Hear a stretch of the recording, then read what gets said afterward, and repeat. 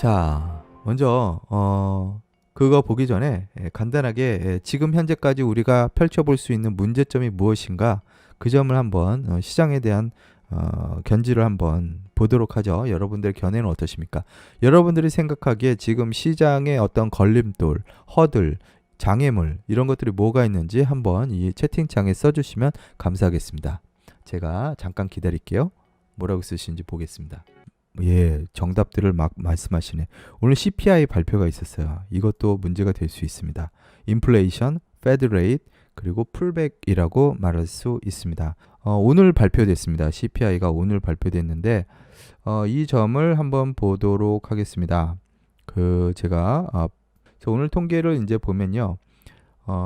CPI, 즉 소비자 물가 지수입니다. 그 노동시장이 뭐 압력을 받고 있고 뭐 그렇긴 하지만 사실 사람들이 돈을 얼마나 쓰고 있고 그 돈이 시장에 얼마나 풀려서 인플레이션으로 연결되느냐 아니냐는 이 소비자 물가 지수가 상당히 중요하다 이렇게 말씀드릴 수 있습니다. 그래서 이 점을 이제 보면은 이 소비자 물가 지수는 전월 대비로 이렇게 나옵니다. 전월 대비 어떻게 나오는지 보여주고 있는 거죠. 그래서 이 점을 이제 보여주고 있는 건데 그래프를 통해서 보면 여러분들이 쉽게 이해할 수 있습니다.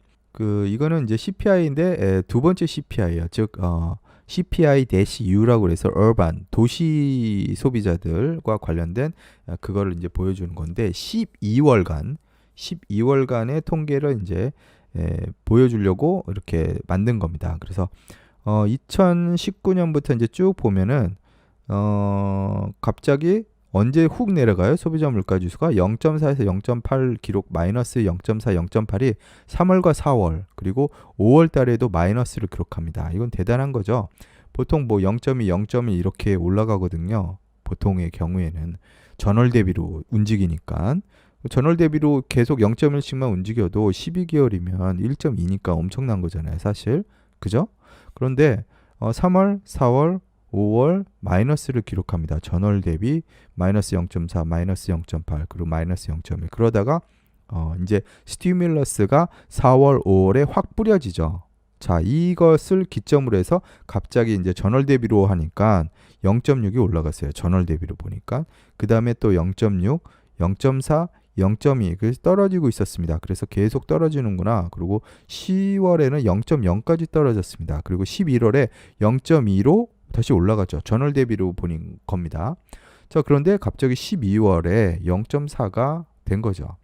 자, 보통 12월이 올라가기는 해요. 왜 그러냐면 사람들이 이제 뭐 선물도 사고 뭐 이동을 하고 뭐 이런 일들이 보통 있기 때문에 그렇습니다. 그런데 갑자기 12월에 이렇게 많이 올라갔다라는 거는 연평균으로 봤을 때는 지난 10년간 연평균으로 비교를 해보니까요. 1.7% 비율로 증가한 거예요. 많이 올랐다라는 겁니다. 물가가. 자, 이렇게 많이 오른 이유는 뭐냐? 그래서 이제 그거를 찾아봤더니만 일단은 12월에요. 소비를 이제 물론 많이 했겠지만 휘발유 값 있죠. 가솔린 가격이 올라가면서 이렇게 된 이유가 큽니다, 사실. 그러니까 경제적인 어떤 사람들이 돈을 많이 쓰는 것도 많이 쓰는 거지만 일단은 가스비가 많이 올라서 그렇다라는 거죠. 그러면 조금 안심할 수 있지 않냐? 이렇게 많은 사람들이 생각할 수 있어요. 그죠? 저도 그렇게 처음에 생각했습니다. 근데 이 부분에 있어서 결국에는 물가라는 것이 그 가솔린 가격을 포함하고서 움직이는 거니까 물가로 봐야 한다라는 견해가 있고요. 경제학자들 중에. 그렇지 않고 다른 사람들은 뭐 별로 이렇게 큰 영향을 인플레이션에게 주지 않을 것이다. 이렇게 얘기하는 두 가지가 있습니다. 지금 노아님이 중요한 말씀 해주셨어요. 그 얘기 이제 제가 말씀드리려고 해요. 아이고, 여기 뭐 우리 노바스 회원분들은 뭐 보통 이상의 경제 지식을 가지고 계신 분들이 많으신 것 같습니다. 그래서 다른 이제 경제학자들의 얘기를 들어보면요. 이제 문제는 뭐냐? 실업수당을 줄 거지 않냐? 실업수당을 주고 또 이제 바이든이 또 2,000불씩 주는 거 이거를 주게 되면 물가는 더 올라가는 거 아니냐? 뭐 이래저래 물가는 올라갈 수밖에 없지 않냐 이렇게 생각을 예상을 한다는 거죠. 예, 그렇습니다. 그건 뭐 당연한 거라고 생각합니다. 경제가 안 좋으니까 사람들이 지금 실업자들 많이 늘어나고 있고요. 당연히 그렇게 생각하는 게 어떻게 보면 자연스러운 거죠. 그래서 지금 인플레이션 걱정이 점점 커지고 있죠. 제가 여기 눈 아이콘을 붙여놨는데 보이실 거예요. 그래서 이 인플레이션이 문제가 될 수 있고요. 그 다음에 이제 페드 레이트이 올라갈 거 아니냐 이런 얘기를 이제 사람들이 하기 시작했습니다. 자, 봐라, 니네 0.6%씩 이렇게 0.2%씩 올라가면 연말에 가면 이게 도대체 얼마야? 2% 이상 되는 거 아니냐? 이렇게 되는 거죠. 그래서 연준의 테이퍼링 가능성을 지금부터 생각해야 된다. 즉 테이퍼링은 직접 어떤 거냐면요.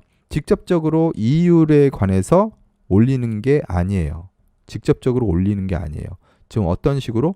즉 그동안 대출 은행에 뭐 우리 그 기업들의 대출을 하는 거라든지 뭐 이런 것들 있잖아요. 그리고 뭐 연준이 쓸 수 있는 그 통화량을 돌리는 여러 가지 방법이 있습니다. 근데 이거를 이제 막는 거죠. 막아버리는 겁니다. M2라고 하는 것, 흔히 말해서. 그래서 이런 것들을 막아버리기 시작하는 거죠. 자, 그럼 무슨 일이 벌어지냐 이거예요. 이제 뒤에 설명을 드리겠습니다만 이렇게 되면 풀백을 가져올 수 있다. 그래서 연쇄적인 반응들이 이렇게 일어날 수 있습니다. 준비해야 될 게 세 가지 정도다. 이렇게 말씀드릴 수 있습니다. 그렇죠? 첫 번째는 여러분들이 가지고 있는 우량주 중에서 트리밍을 하십시오.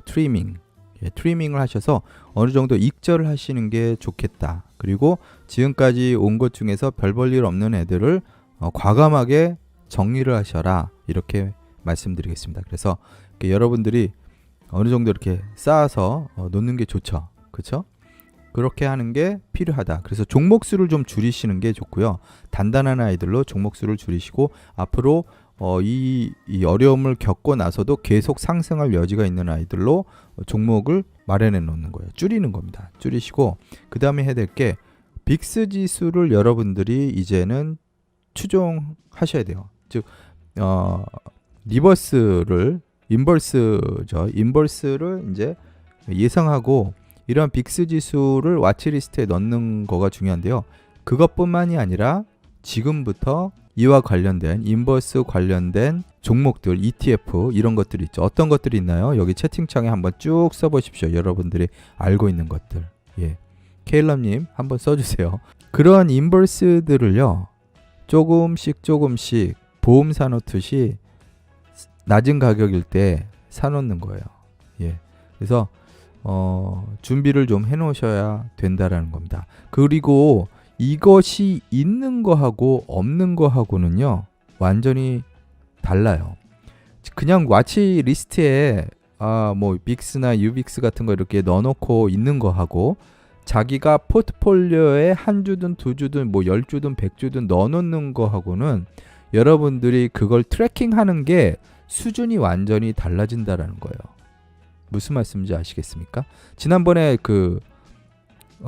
노바스 회원님들께 제가 인버스와 관련된 티커들을 그래픽으로 된 걸 보내드렸어요. 그래서 노바스 회원님들은 그것들을 참고하셔야 됩니다. 그 와치리스트에 단순히 넣어놓는 것도 뭐 잘하시는 거지만 본인과 관련해서 그것을 트랙하고 안 하고는요 포트폴리오에 있냐 없냐라는 큰 차이가 발생하게 그렇죠. 예, 케일럽님이 잘 말씀해 주셨어요. 그런 것도 있고 FNGD도 있고 SQQ도 있고 VXS도 있고 뭐 많습니다. 이런 거를 포트폴리오에 한 주나 두 주나 10주나 100주나 뭐 여러분 능력 되시는 대로 넣어놓고 트래킹을 하는 거랑 안 하는 거랑은요 완전히 다른 문제라는 거예요. 즉 여러분들이 보험을 있을 때 들어놓으셔야 된다. 요 말씀 드리고요. 또 한 가지는 캐시입니다. 캐시를 많이 갖고 계세요. 예, 제가 계속 강조드립니다.